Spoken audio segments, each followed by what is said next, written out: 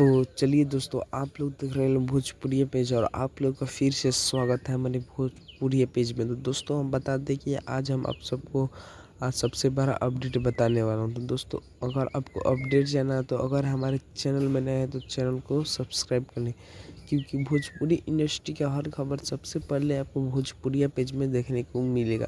तो दोस्तों बात करिए अपडेट का, तो दोस्तों अपडेट यही कि हमारे टुनटुन यादव जी का न्यू सॉन्ग का पोस्टर आ गया है। दोस्तों इस सॉन्ग का नाम है गिरता नयनवा से लोर। दोस्तों यह सॉन्ग बहुत ही सैड और बहुत ही खतरनाक सॉन्ग है। दोस्तों यह सॉन्ग अगर कोई भी लड़का का ब्रेकअप हुआ है तो यह सॉन्ग सुनेगा तो पक्का रो देगा।